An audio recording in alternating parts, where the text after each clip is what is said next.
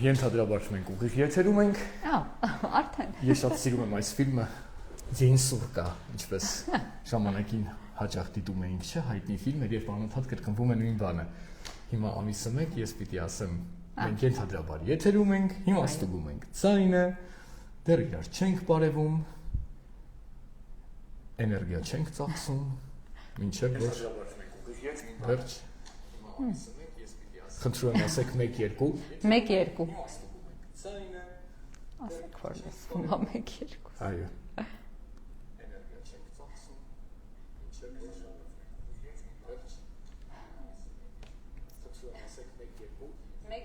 վերջ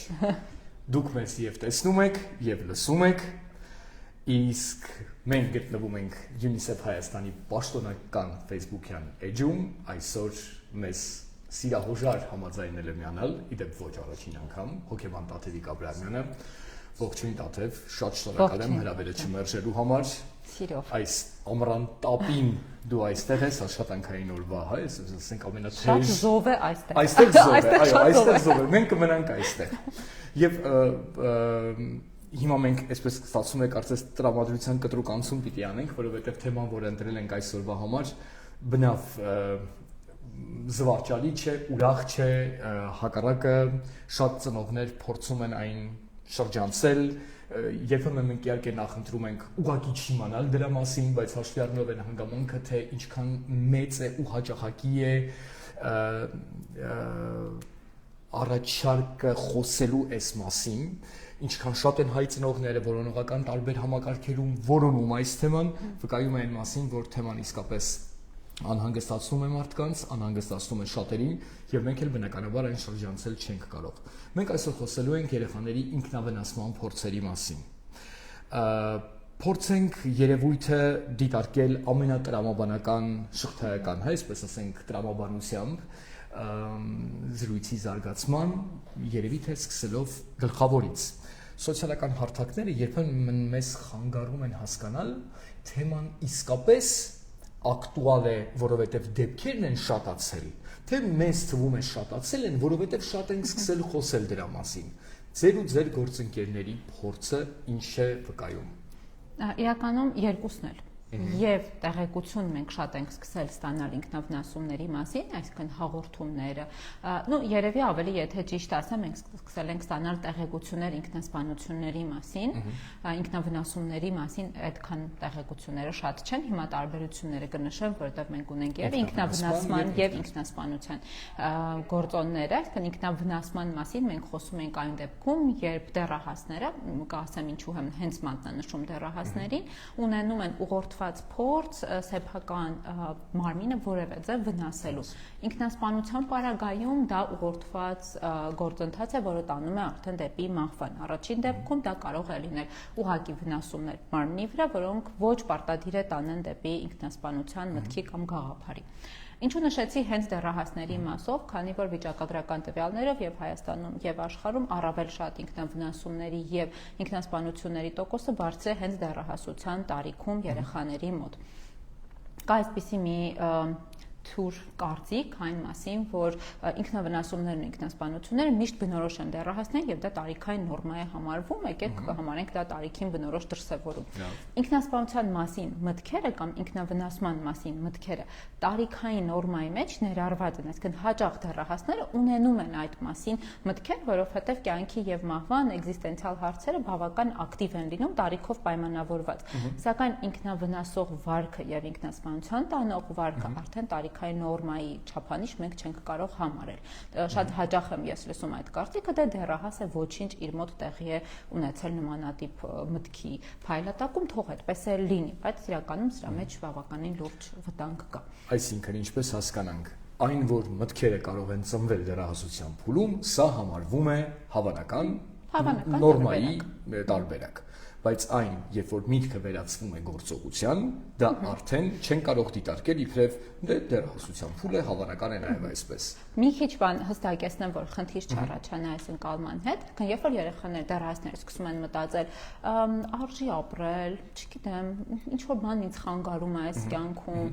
մի քիչ շատ առօրեական լեզվով որ ասեմ, հա, իմաստը ինչի համար եմ ապրում եւ այլն, սա կարող են ընթացիկ մտքեր լինեն։ Երբ գալիս են այն մտքերը, որոնք օրինակ էլի շատ առօրեական թե ասեմ, մեռնեմ, բրծնեմ այս ամեն ինչից, իմ հետ որ մի բան լինի, ամեն ինչ ավելի լավ կլինի աշխարհում, սրանք արդեն կարմիր դրոշակ մտքերն են, որոնցից պետքա շատ զգուշանալ, չեմ ասում մի անգամից վազել մասնագետի մոտ, բայց ծնողի համար դրանք այն մտքերն են, որոնք անմիջականորեն պետք է ուշադրություն գրավեն, ու մենք որպես ծնող պիտի բավական զգուշավոր լինենք դրա հանդեպ։ Այո, չվազել առաջին իսկ այդ արտահայտությունից գուցե հոգեբանի մոտ, բայց ինչ հետաքրքիր է, դուք ընդհանրապես վերբալ, հա, երկու ձևակերպում տվեցիք, ինչի համար եմ ապրում, ինչի իմաստուն է կյանքը, հա, տեսնես ինչ կա մահից հետո, եւ մյուս կողմից մեռնեմ, բրծնեմ, եթե ես հենց հիմա մահանամ, ամեն ինչ խնդիրները կավարտվեն, սրանք սկզբունքորեն կարծես տարբեր տեղ տանող նախադասություններ են։ Բայց ուզում եմ վերադառնալ ձեր խոսքի սկիզբ, մի բան ասացիք, որ ներողություն, այստեղ կարևոր մի հանգամանք էր, կապված ինքնասպանության եւ ինքնավնասման տարբերության հետ կապված։ Այսինքն ինքնավնասման նպատակը միշտ չէ, որ ինքնասպանությունն է։ Եվ մենք այստեղ կարող ենք խոսել այն մասին, որ դեռահասը դա գիտակցում է։ Այսինքն ես անում եմ այս գործողությունը ոչ թե որպեսի վերջը լինի մահ, այլ պարզապես որովհետև մենք այդ որովհետևների մասին կխոսենք, բայց այս տարանջատումն եմ ուզում ուղղակի հասկանալ։ Դեռահասների համար կա այդպիսի տարաբաժանում։ Միշտ չի, որ ինքնավնասումները արվում են ինքնասպանության նպատակով։ Երբեմն երեխաները դա կիրառում են որպես շեղվելու տարբերակ, շեղվելու ձև։ Ես հիմա չեմ նշելու տարբերակներ, ձևեր, որոնցով դա արվում է, որովհետև դա ուղղակի կարծես ցուցում լինի երբեմն դեռահասներին, բայց երբեմն լինում է այդ միտքը, որ այո, օրինակ երբ որ այս process-ի մեջ եմ լինում, շեղվում եմ։ Իրականում դեռահասները չեն պատկերացնում եւ չեն հասկանում իրական process-ը, ինչ որ տեղի է ունենում եւ մարմնում եւ հոգեկան մակարդակում։ Հա, այս դեպքում, բայց ինքնավնասումները իրենք սովորաբար ուղղված են լինում նրան, որ մի հատ այս բարդություններից դուրս գալու տարբերակ ընտրեմ, հա, ճակերտավորին։ Իսկ ինքնասպանությունները արդեն հստակ ուղղված են լինում կոնկրետ մահվան եւ սպանությանը։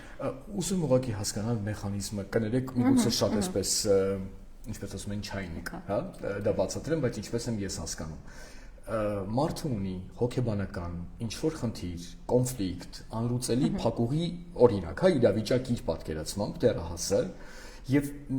հաշվի առնելով են հանգամանքը, որ նրա կենսափորձը, ռեսուրսները չեն ներում գտնել այլ ճանապարհներ ու ելքեր, նրան պետք է շեղվելու միջոց։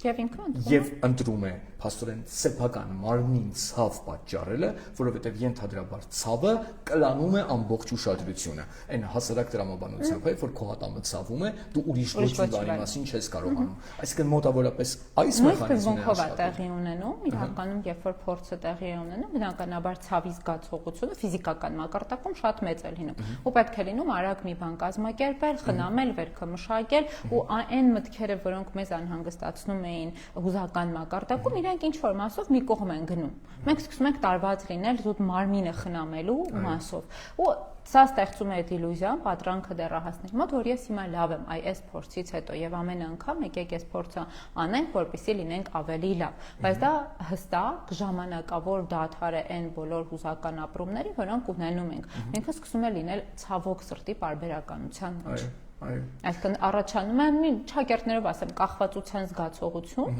սեփական մարմնին ցավ պատճառելու հանդեպ, որտեղ դեռահասը չի պատկերացնում այս պահին, լավ, արեցի մի անգամ հանգստացած, մե լավ, մի անգամ էլ անեմ։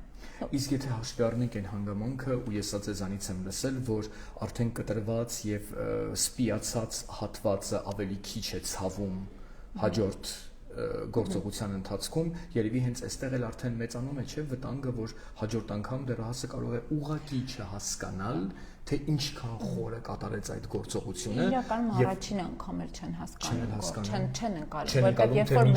որ մենք կոպիտ ասած միլիմետրը, մինչև որ պահն է, որ պիտի այդտեղ դադարարներ ու երևի հենց այստեղ է որ միայն ինքնավնասման նպատակով արված գործողությունը կարող է վերջում բերել նրան որ դա արդեն անհամատեղելի է կյանքի հետ որովհետև երբ որ մենք խոսում ենք արդեն ինքնավնասման քայլը անելու մասին մենք չենք խոսում կայուն հաստատուն հոգեկան առողջության առկայության մասին հետևաբար մենք չենք խոսում նաև արդյունավետ գնահատման մասին ինչի իմ համար լավ կլինի ինչի ինձ կարող է վնասել այսինքն առաջին իսկ պահից երբ որ կա ինքնավնասման փորձ մենք արդեն չենք խոսելու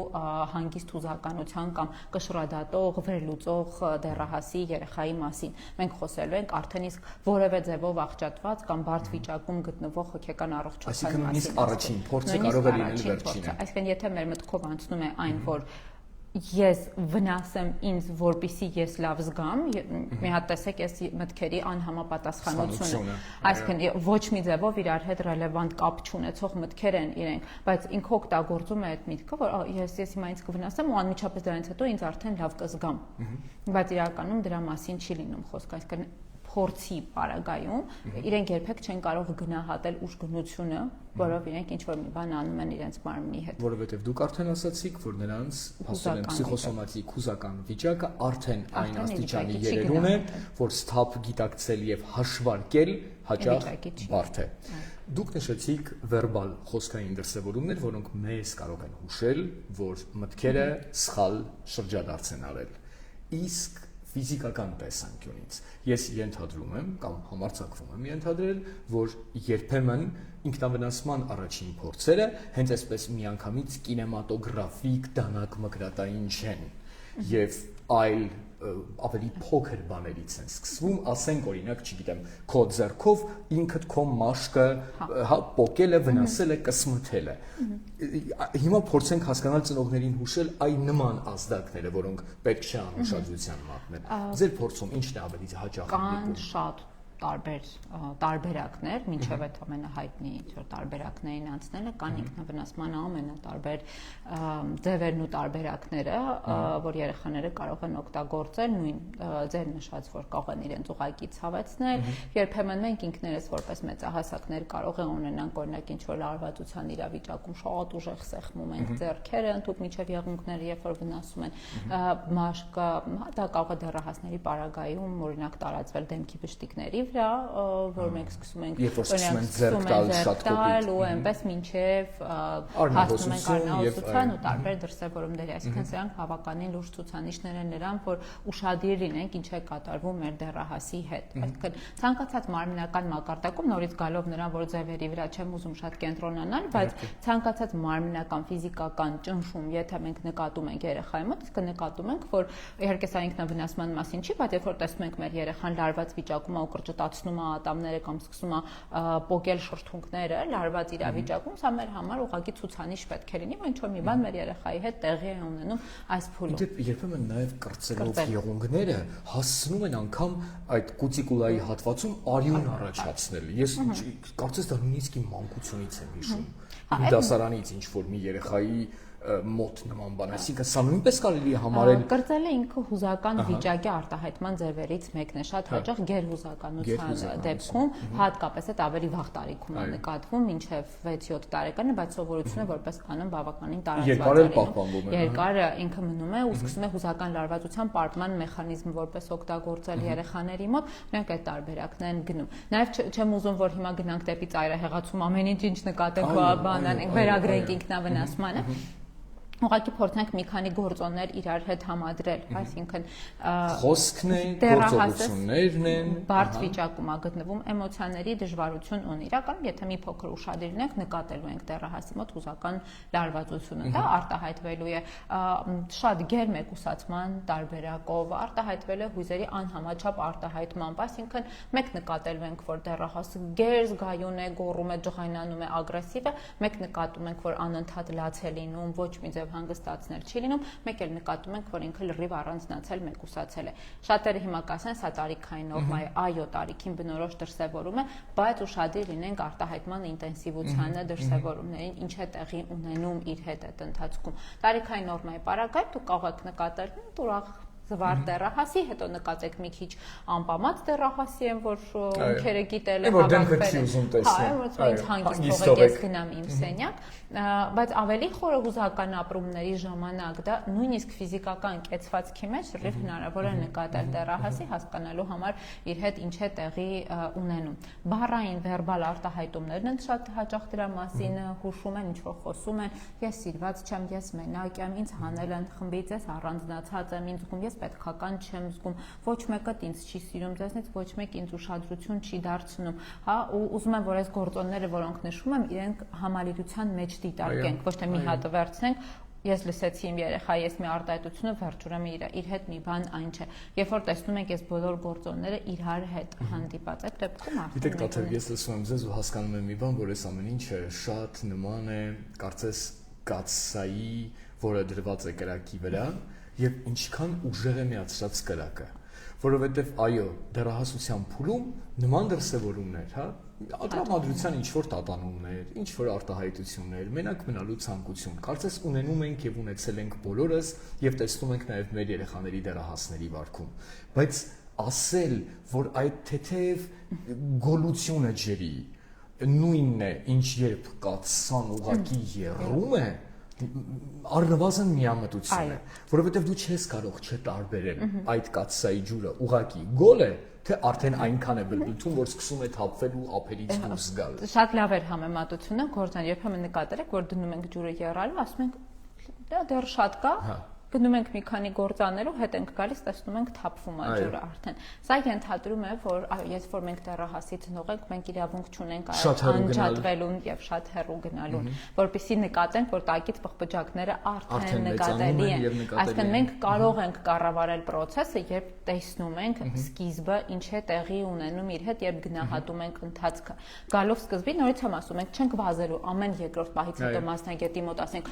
ինչա մեր մոտ տեղի ունենում, բայց երբ տեսնում ենք այդ պղպջակների քանակի շատացումը հետս հետ է, ու զգում ենք, որ ոչինչ չենք կարող անել բացի նրանից, որ կաթսան կրակի վրայից վերցնենք, դա է լուծում չի։ Այս դեպքում արդեն մեր համար կարևոր է լինում դիմել աջակցության, հասկանանք, հա, կամ եթե սխալ չեմ ասի, օրինակ նույն ֆիզիկները ասում են, երբ որ մի փոքր աղես ավելացնում, ավելի արագ է սկսում եռալ։ Իսկն ուշադիր լինել այդ աղը, որ դու ավելացրեցիր ինչ որ բան, թե ոչ ավելացավ, իր կյանքում ավելացրեցին, ես ավելացրեցի, դա իր կյանքում թե չէ։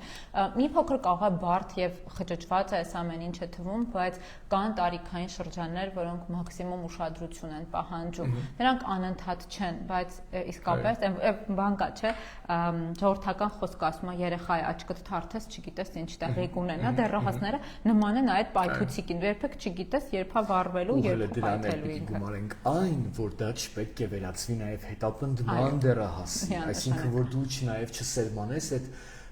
տոտալ զգացողությունը եւ համոզմունքը, որ ինձ չեն վստահում, որ ինձնից վախենում են, ես բանի պետք չեմ, հա, այսինքն ես դեռ պուտյուրիկ երեխա եմ, որի հետևից բռնած պետք է ամեն քայլը քայլեն, այսինքն այստեղ էլ ստացվում է, որ երի ծնողի դաշտում է այդ բալանսը կարողանալ պահել։ Բալանսի հետ կապված ես վտանգավոր հարց եմ տալու, եթե դուք կարծում եք, որ մասնագիտորեն դա ճիշտ է, շրջանցել է, ուրեմն շրջանցենք, մենք սա չէինք պայմանավորվել։ Արդեն վտանգավոր նախաբան է, չէ, բան եմ անում, ինտրիգ եմ պահում, չէ, ինտրիգը մի կողմ, ես գիտեմ, որ երբեմն ինքնավնասման փորձերը սկսվում են մարմնի այն հատվածներում, որոնք հեշտ նկատելի չեն կողմնակի աչքերի համար, եւ երբ որ ես խոսեցի նրա մասին, որ մի հետապնդիր երեխայիդ, հանկարծ մտքովս անցավ, բալավ, երբեմն առանց այդ ճակերտավոր հետապնդման դու այդ թաքնված տեղերը մարմնի, որոնք հագուստով ծածկած են, չես տեսնելու։ Գուցե կհուշեք ինչ որ մեխանիզմ, որով կարելի է թաքուն ինչ որ բան տեսնել ու հասկանալ, որտեղ բացահայտ ասել, չգիտեմ, բացիր այս մասը, այն մասը միգուցե թաքուն պետք չի անել, ոչ մի բան, թաքուն չենք անելու, որտեղ դա առաջացնելու է հետապնդման տագնապն վախը։ Այստեղ ուրիշ բան կա, որ մի քայլ մեզ հետատանելու դեպի նախորդ հարցի քննարկումը, որտեղ երբ որ մենք հասել ենք ինքնավնասման, այդ ենթադրում է այդ պղպջակները եղել են, բլբլթացել է, ջուրը թափվել է, անջատվել է, նորից ենք միացրել, հետո նորից որից է այդ ամեն ինչը տեղի ունեցել։ Այսինքն կարող է հիմա մի քիչ ծնողների համար բարդ բան եմ ասում, բայց մինչև այդ պահն շատ կարևոր լինում, որտեղ եթե մենք ունենք ինքնավնասում, մենք սկսում ենք աշխատել արդեն կարծես թե վերջից ենք գալիս, սկսում ենք վերացնել արտաքին դրսևորումը սիմպտոմը ինքնավնասման, հետո նոր գալիս ենք հուզական վիճակին, բայց երեխաների վարքը միջավ ինքնավնասումը իրական շատ հուշում է այն մասին, որ ինչ որ մի բան իմ հետ այն չի տեղի ունենում։ Նույնիսկ եթե շատ ծնողներ ասում են, օրինակ իմ երեխան միշտ ժպտում է, միշտ ուրախ է, միշտ լավ է իրան զգում, ոնց ես գնահատեմ, որ ինքը այս պահին իրան վատ էր զգացել եւ այն։ Սա ենթադրում է օրինակ ունենալ պարբերական զրույցներ երեխայի հետ, պարբերաբար մի հատ առավոտյան, մի հատ երեկոյան, ոչ պարտադիր չի անդադ ասել լավ ես քեզ զգում, ամեն ինչ լավ է քեզ մոտ։ Զուտ քննարկել այսօր ինչ է կարել դպրոցում, այսօր ինչ կար դասարանում, գնացիր պարապմունքի, հետ եկար, ինչպես էր, ինչից ուրախացար, ինչից տխրեցիր, ինչից լավ զգացիր, ինչից քեզ վատ զգացիր, կար մի բան, որը դուրդ շատ եկավ, կար մի բան, որը դուրդ ընդհանրապես չէր գալիս։ Երբեմն կա այդ խաբկանքը ծնողների մոտ, որ ես պետք է միշտ ուղիղ հարցնեմ, չէ բան արել ես մարմինիդ վրա, մոտ կբացես մարմինը տեսնեմ, որովհետև շատ տարածված է դա, ու ես վախենում եմ դրա համար։ Դրա մասին չի այդքան նախնական քայլը մինչև այդ տեղի ունեցող պրոցեսներն են։ Ես ուզում եմ լրացնել անձնական օրինակով։ Ես եմ դեռահաս աղջիկ ունեմ։ Եվ մենք սիրում ենք պարբերաբար, այսինքն ես գիտեմ, որ իմ ձեռքը պետք է զարկերակին լինի նրա կյանքի։ Ես գիտեմ նրա մտերիմ ընկերներին, գիտեմ նրա աշխարհագրությունը, որտեղից ուր է գնում եւ ինչ հիմնական անելիքներ ունի, եւ այնքան հետաքրքիր է, երբ որ դու հետաքրքրվում ես նրանով եւ տալիս ես կոնկրետ մարդկանց անուններ։ Բայց սրանից ինչ կա։ Բա ես մեկի հետ քանի ուրիշ երկրում է ապրում, հեռախոսով խոսել ես հետը։ Իսկ հանդիպեցիր ես ինչ մեկի հետ։ Բա ասում էիր ես ինչի հետ ինչ որտեղ պիտի գնայիր, բա ինչի չգնացիր։ Այսինքն, երբ որ դու շատ սովորական առօրյա խոսակցության մեջ սկսում ես տալ նրա ընկերների, նրա հետաքրքրությունների անունները եւ իսկապես, ինձ էլ հետաքրքիր է, հանդիպեցին թե ոչ, խոսում են իրար, թե չեն խոսում, դենքի արտահայտությունից եւ օգտագործած բառերից դու հստակ հասկանում ես, որ քո երեխան 3 ամիս առաջ նույն ընկերոջ մասին բոլորովին այլ ինտոնացիայով էր խոսում։ Հիմա չի ուզում, փակում է թեման։ Դե լավ, չգիտեմ, չէ, չզանգեցի, չստացվեց, հոպ, դու հասկացար, որ ինչ որ բան փոխվել է։ Այսինքն նույն այս տրամաբանությամբ պիտի անեմ, կներեք, նույն այս տրամաբանությամբ ըստ էության կարելի է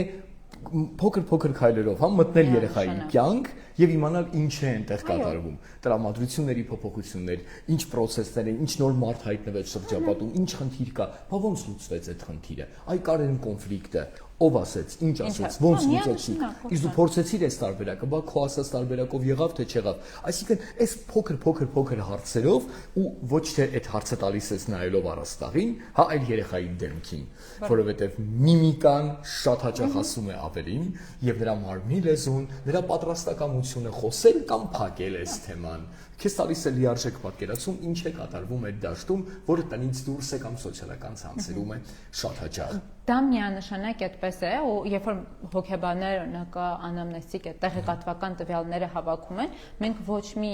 յուրահատուկ բանի մեջ չենք լինում, հարց ու պատասխանի մեջ չենք լինում երեխաների հետ։ Մենք ուղղակի անկեղծորեն հետաքրքրվում ենք նրանով, թե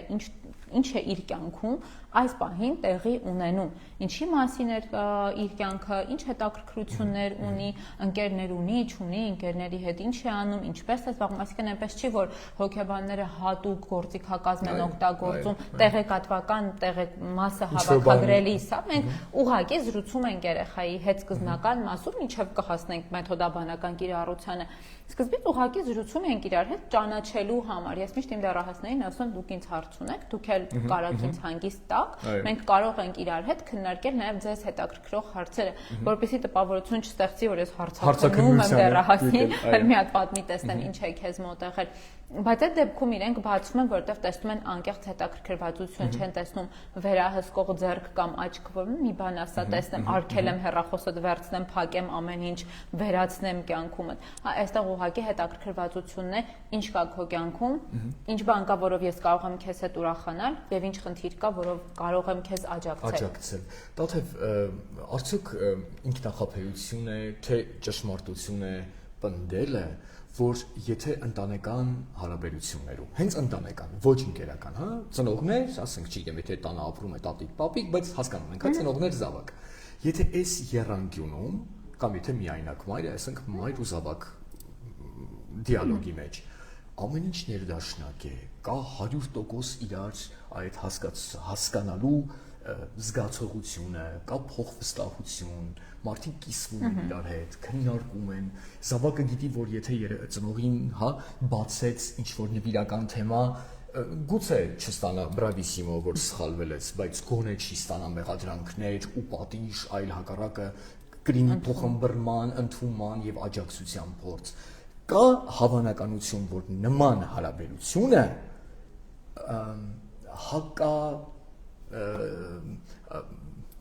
մոռացա բառը, հակաթույն է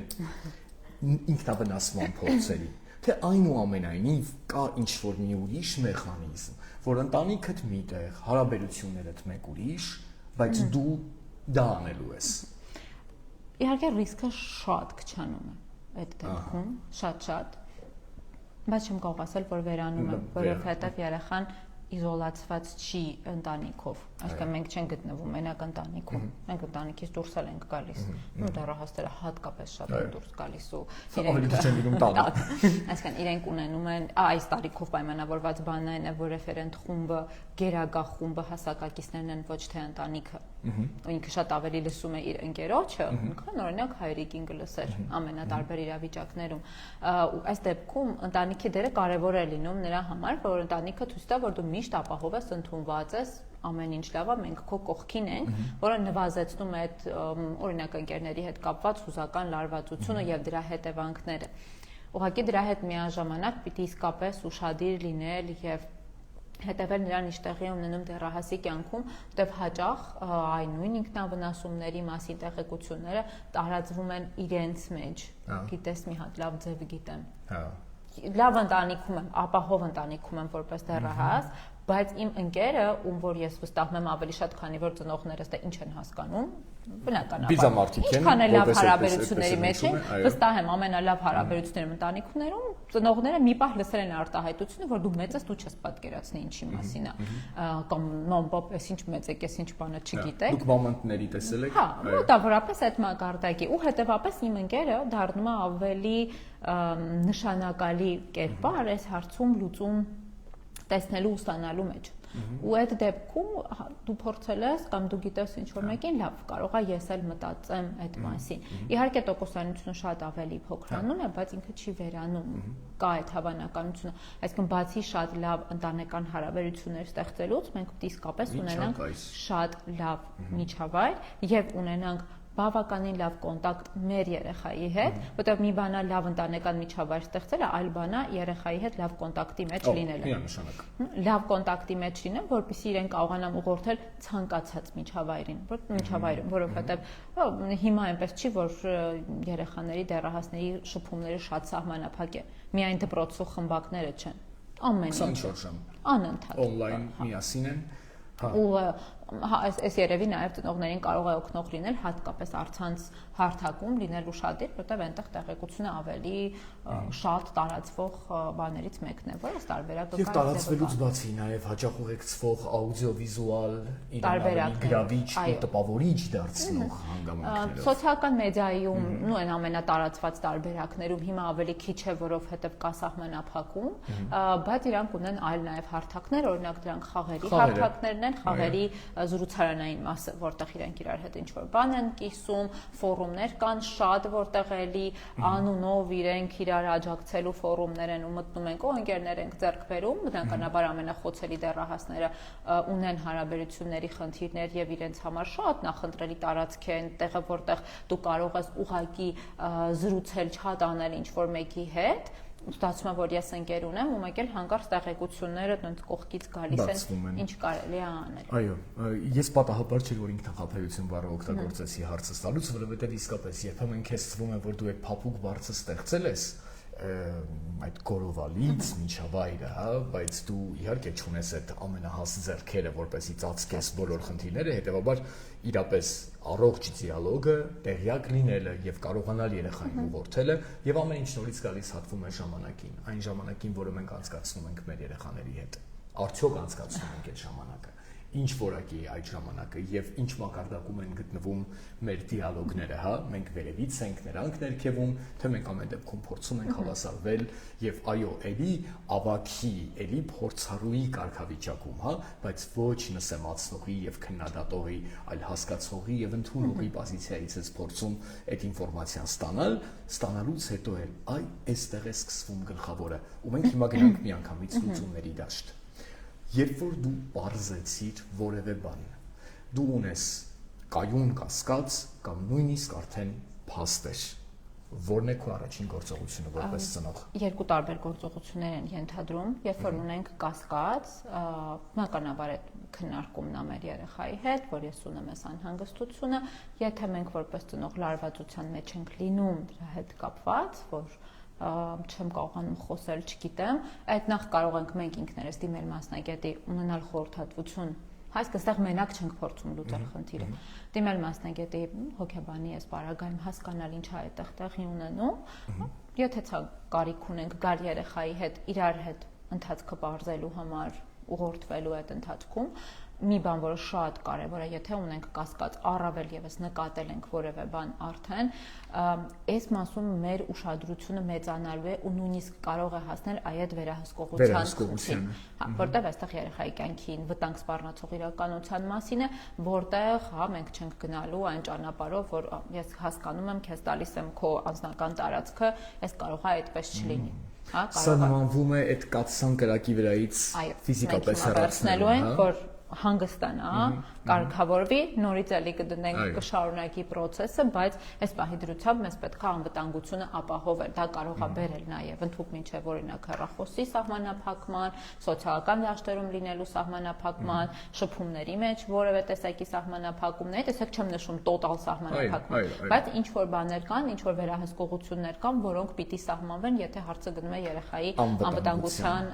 մասին։ Եվ փաստորեն երկու ճանապարհ, եթե ծնողը ունի կասկածներ, չգիտի ինչպես վարվել, նա կարող է առաջնահերթ անձնամբ, առանց երեխայի, առանց զավակի գնալ կոնսուլտացիայի հոգեբանի մոտ, եւ եթե արդեն այդ վիճակն է, որ ինչ որ դեպք հայտնաբերվել է, ուրեմն այստեղ մենք էլ արդեն չենք խոսում, հա, անձնական մեթոդների մասին։ Մենք միանգամից դիմում ենք ում։ Երկու տարբերակ ունենք, էլի դիմել հոգեբան մասնագետի, Հայաստանում մեծ հավանականությամբ հոգեբան մասնագետները ինքնավնասման առկայության դեպքում փորձի ուղղորդել են հոգեբուժ մասնագետի մոտ, մեզ հարկավոր է լինելու խորհրդատվություն, դա չի ենթադրում են տագնապավոր ծնողների մոտ կա միանշանակ, որ գնացինք հոգեբուժի մոտ, ուրեմն դեղային բուժման ենք գնալու միանշանակ, դա դրա մասին չի։ Մենք ուղղակի ունենում ենք խորհրդատվություն հետագա ավելի խորը խնդիրները բացառելու նպատակով։ Հա, ունենում ենք խորհրդատվություն իր հետ, նոր գալիս ենք արդեն թերապևտիկ աշխատանք հոգեբան մասնագետի հետ։ Այստեղ դա արվում է զուտ գնահատելու համար երեխայի հոգեհուզական վիճակի դրսևորման չափանիշները։ Տարբեր երկրներում տարբեր կերպ է, օրինակ եվրոպական երկրներում կամ ԱՄՆ-ում կարող եք չհանդիպել ուղղորդում դեպի հոգեբուժի, միանգամից հոգեբանի մոտ լինել։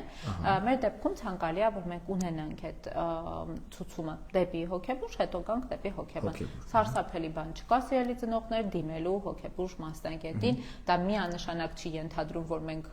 ինչպես տարածված է շատ քննարկման մեջ ծնողների մեջ լսել եմ հոգեմետ դեղեր չենք սկսելու միանգամից ստանալ, դեղային բուժումը նշանակվում է խիստ ցուցման եւ անհրաժեշտության դեպքում, բայց կարիքը հաճախ ունենում ենք այս դեպքում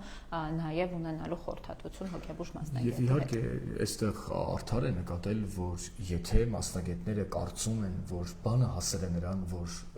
դեղորայքային բուժման կարիք կա, նժարների վրա հայտնվում են երկու բան՝ զավակիդ կյանքը եւ նրա ինչ որ դեղեր ընդունելը։ Այսինքն այստեղ ընտրությունը կարծես թե դառնում է պարզ ու ակնհայտ, որովհետեւ երրորդ տարբերակ, որ թողնենք ինքն իրեն կանցնի, մի հատ լավ վրան կջղայնանանք կամ կտանենք ծովափ երկու շաբաթ միասին կանցկացնենք, կհանգստանա ու կվերադառնա, որովհետև հաճախ նաև սա էլ եմ լսում, երբ որ փորձում են պրես անել եւ կարծես ուժով հա այդ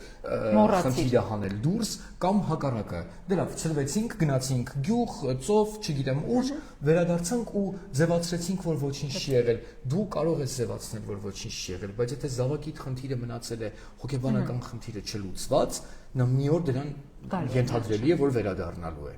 բայց նորից մենք էլի խոսում ենք այդ ամոթի մասին, տարակուսանքի, ամաչում են ծնողները, ամաչում են զավակները, որովհետև այդ ծնողների զավակներն են, որոնք ստացել են այդ, հա, արժեհամակարգը, որ հո դու գիշ չես, ինչի մասին է խոսքը, ոնց կարելի է, ինչ եք դուք սովորաբար ասում այդ մարդկանց։ Մասնագետին դիմելու հետ կապված իրականում ես շատ երկար եմ խոսում հոգեբանի եւ հոգեբուժի մոտ գնալու մասին, փորձելով հնարավորինս նորմալացնել այդ սկզբունքը, որ երբ որ ձեր օրինակ գլուխը ցավում է, ստամոքսը ցավում է, դուք չեք նստում, չէ՞, տանը ու սպասում իջև ինքն իրան կանցնի, կամ չեք գնում գյուղ հանգստանալու, կամ նույնիսկ եթե գնում եք գյուղ, հետ եք գալիս, մեկը շարունակում է ցավել։ Ոչ մի բան չի լինի, մինչև վերջին կետով հասնում ենք գնում ենք բժշկի ու հասնում ենք բժշկի, եթե նախնական փուլում կարող էինք գնալ ինչ-որ բաներ կանխել, հասնում ենք այն պահի, երբ որ օրինակ վիրահատական միջամտության ենք արդեն իսկ հասել։ Նույնը հոգեկան առողջության մասին է։ Եթե մենք տենց ձգում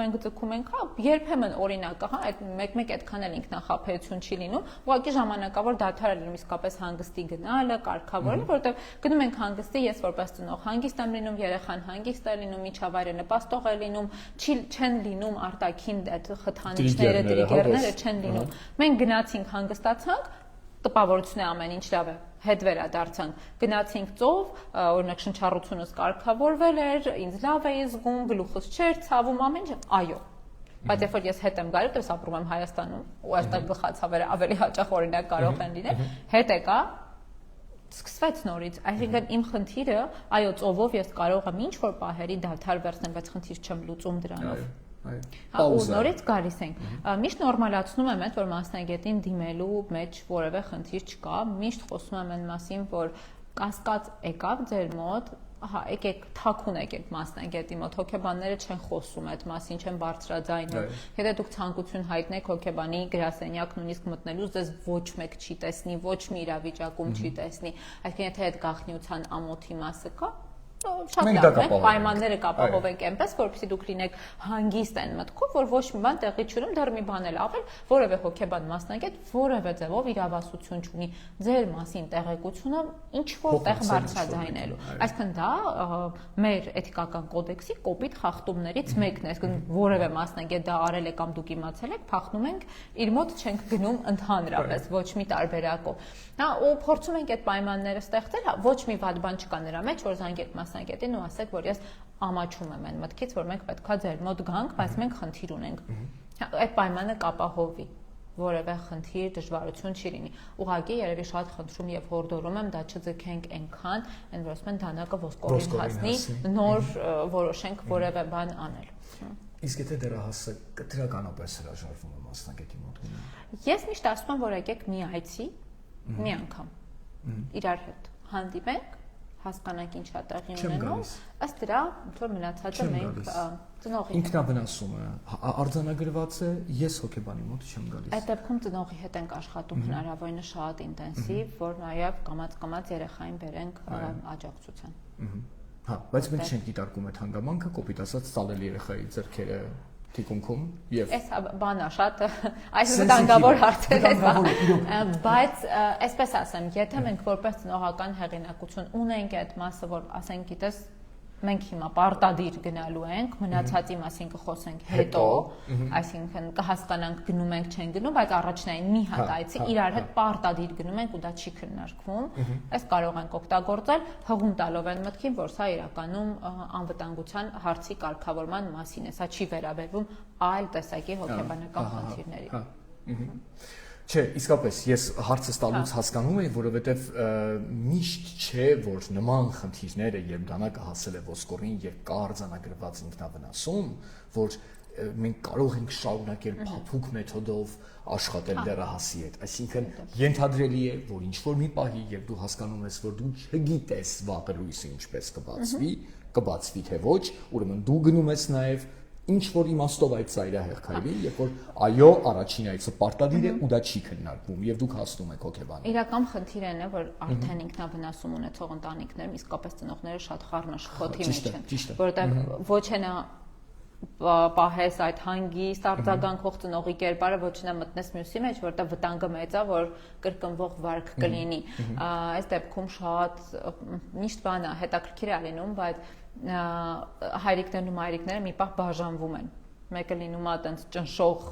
կերպարը, մյուսը լինում է ավելի հանգստացնող կերպարը։ Երբ որ մենք խոսում ենք միայնակ հայրերի կամ այրերի մասին, իրենց հետ որևէ մեկը տատիկ, պապիկը, հորեղբայր, մորեղբայր, ինչ որ մեկը որ կա տարածքում, ինքն է այդ դերային բանը վերցնում, որպեսզի մենք ունենանք այն կերպարը, որ բալանսավորում է հուզականությունը, կարգավորում է, եւ մյուս կերպարը, որ ավելի մի քիչ նախաձեռնողն է ու ավելի խիստ է, հա, որովհետեւ այստեղ մեզ եւ մեկն է պետք փաստորեն եւ մյուսը, ինչը ավտոմատ պատասխանեց նաեւ իմ նախավերջին հարցին, որ ըստ էության սա միայնակ աշխատանք չէ մեկ մարդու հետ, սա աշխատանք է ընտանիքի հետ, երեխայի նեղ, հա, շրջանակի հետ, ընտանիքի անդամների եւ ինչպես դուք նշեցիք, եթե մենք խոսում ենք միայնակ ծնողի մասին, այստեղ կարող է իսկապես կողքից օգնող ձեռքի հեղինակության կարիք լինի։ Մանկական հոգեբանների մոտ այդպիսի մի արտահայտություն կա, որ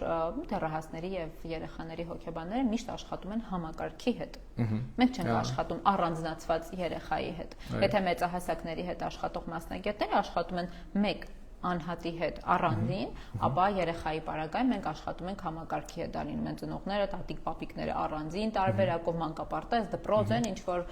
երեխայի շրջապատում կա խմբակներ, ընկերներ եւ այլն։ Եվ որտեղից մենք տեսնում ենք ինչպես խնդրի աղբյուրները, այնպես էլ դրանց լուծման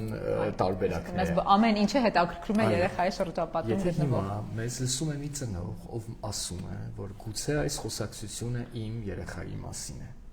Չգիտեմ, 3 առաջնահերթ գործողությունները, քայլերը, որոնք կլինեն։ Երևի ամենաառաջին բանը պետք է ասեմ, որ ուշադիր եղեք, տարածքում եղեք միշտ հասանելի։ Ես սիրում եմ ասել ներկա եղեք երեխեքի կյանքում։ Այդ ամենակարևոր առաջին կետն է։ Դիմեք մասնագետի, սա չեմ չեղարկելու, միանշանակ կարևոր է դիմել մասնագետի ու կապի մեջ լինել, դիմել թե երեխայի, թե ձեր միջավայրում օգնության, որպեսզի կարողանաք այդ բարդ իրավիճակից միասին դուրս գալ։ Իրավիճակը դժվար է, չեմ կարող ասել, որ հեշտ է լինելու, բայց երբ որ մենք ունենում ենք հնարավորինս քայլերի հերթականություն, ինքը մեզ բերում է դեպի ավելի հաղթահարման ճանապարհ։ Այո, լինել փաստորեն ներկա երեխայի կյանքում, չամաչել դիմել մասնագետի, դիմել օգնության, եւ իհարկե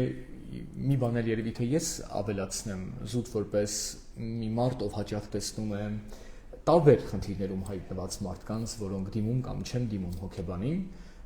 շատերին միավորում է այն, որ սպասում են շատ արագ լուծումներ, որ այ հիմա կլինի այդ հրաշագործ պիլուլյան, հա, այդ հաբը, արագ այս 3 գործողությունները եւ կլինի ես ինչ բան, երբեմն ոչ։ Երբեմն դա չի լինում արագ, որովհետև ինչպես